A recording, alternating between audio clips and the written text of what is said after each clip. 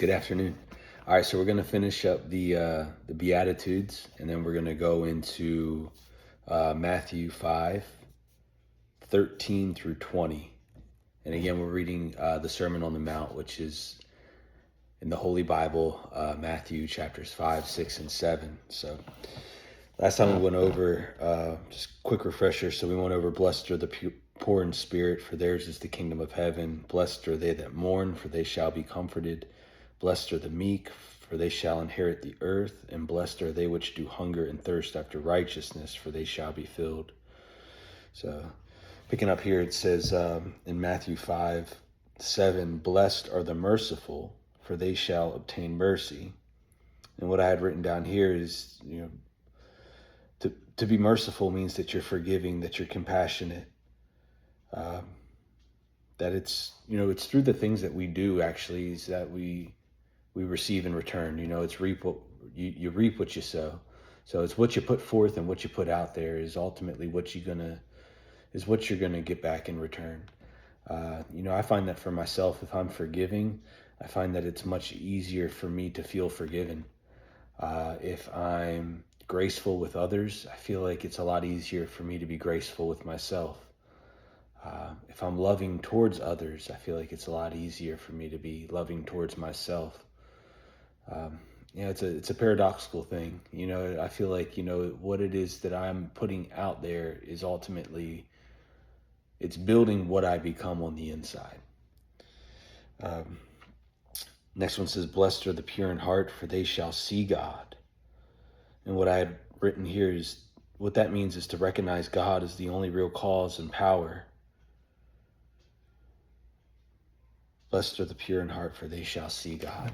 And also with that, to recognize God as the only real cause and the only real power. And then also within that is to be pure in heart is to see God in everything. It's in those moments of tragedy that you're still able to see him, that he's there. He's never left. He's always been with us. He's never leaving us. He's never forsaken us. And, that's all thanks to Jesus Christ. I'm a firm believer that what Jesus did for us on the cross goes way beyond anything that we can really comprehend. That it's such an amazing act of love. And, it's really changed the trajectory of all of our lives, through our belief in him. And, it's a beautiful thing. To be pure in heart also would just be to be right-minded, to be right-minded and to see things, with a proper perspective. Again, as I go through the day, if I'm looking for the good in others, I usually end up having a really good day around other people. If I'm looking for the good in situations, I usually really end up having a good time doing whatever it is that I'm doing. So ultimately it comes down to that relationship, and what's in my heart and what it is that I'm seeking. And again, it's what I reap is what I'm going to sow. So if I'm looking for the good, then I'm probably going to see it, whereas if I'm looking for something bad or wrong, I'm probably going to see that also.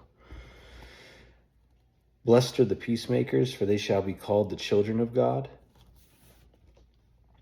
What I had written down is that, prayer changes character and it brings about peace in our soul. The peacemakers, the ones that are trying to bring about, ultimately it's through sharing the truth, because it's the truth that ultimately brings you peace. And a lot of times for me, it's not necessarily, my thinking, but it's, my old ideas and my old beliefs that aren't necessarily true that causes me so much trouble. When I'm able to replace those old ideas with the truth and repeat that over time and live that in my day, eventually, the new ideas and the new truth starts to overcome the old ideas and the old truths that I used to live by. And, it really frees me up and allows me to be at peace. And then I can then share that peace with other people. Then says, blessed are they which persecute for righteousness' sake, for theirs is the kingdom of heaven. And it's faith and obedience towards God in the face of adversity. And I mean, ultimately, that's through that discipline, and that's through that choice that we have day in and day out. What direction am I going to go in? What am I going to stay true to? What am I going to believe in today? Am I going to try to be a good person and put my faith and trust in God and know that anything that is good that comes from me comes from Him? Is that going to be the forefront? Is that going to be the foundation upon which I live my day? I feel like when that is what's happening, my life's pretty darn good. Yeah.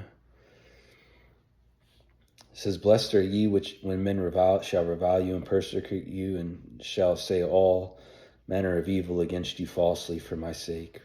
Rejoice and be exceedingly glad, for great is your reward in heaven. For so persecuted they the prophets which were before you." So those are the Beatitudes. I think in total it is 9. I think I said 10. It does end up being 10 with the rejoice. But yes, buddy. I did it. Awesome. I'm so proud of you. No, I'm just doing I'm reading, bud. I love you. All right, so then Matthew 5:13 says, "Salt of the earth." It says, "Ye are the salt of the earth, but if the salt have lost his savor," I can't even read King James, good Lord.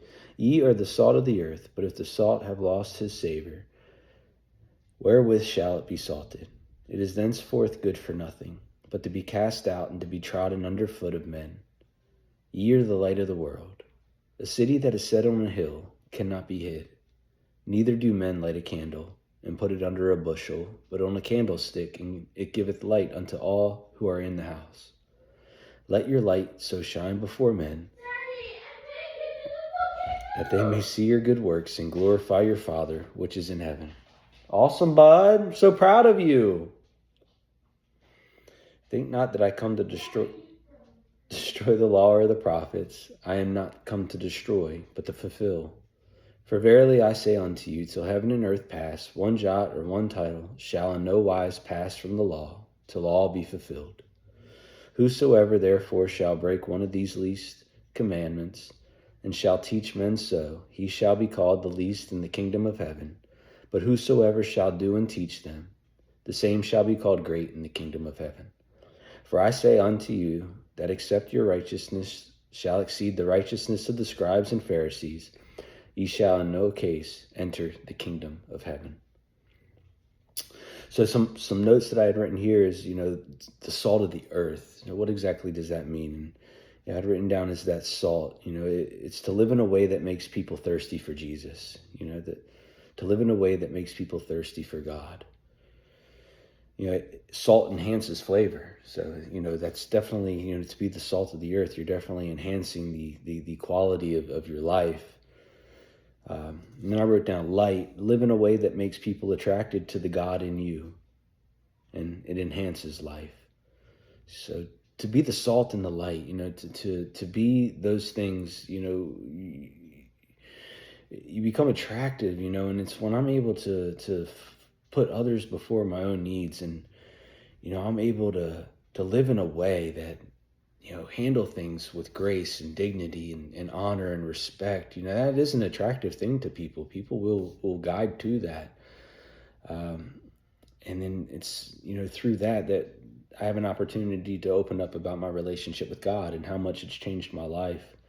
And, and to be a light, is just you just see it. I mean, you can just see it in the people that have it going on, that, they have something about them that is just so attractive. And it's just, you can't help but notice it, I also wrote down that Jesus was the only man who met the law's perfect demands, qualifying him to become our sin substitute. Because of Jesus, we are no longer under the curse of the law, but under God's gift of grace. So it's the gift of God. It's His grace. It's free. Yeah, as we continue to read through this, there's some really practical things that, I can practice in my daily life, and, things that we can all apply. And I think that if we're willing to actually do the things and put our faith and trust in God and, believe in Jesus Christ, I'm living it, man. I mean, life really does start to become an amazing journey. Sometimes it's harder than hell. Some days I'm just all up in my head and overthinking stuff, but I have this new foundation that I can fall back on, and because of that foundation, I'm able to live in a way today that I was never able to live before.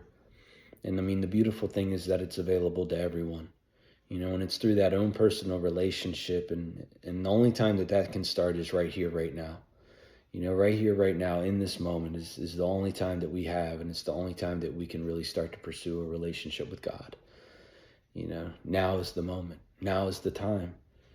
And I think that that's such a great thing, and for me, it's, not taking myself so seriously all the time. It's, being gentle with myself, learning to laugh at myself when I make mistakes, and just continue to pray to God, for changing my character and the ability to do the next right thing, in the face of adversity. So I hope you all have a great day. It's a rainy Saturday, but I hope everybody's, staying safe and staying warm and, maybe spending some time with your family. But pulling for y'all. God bless y'all. I hope you have a great day.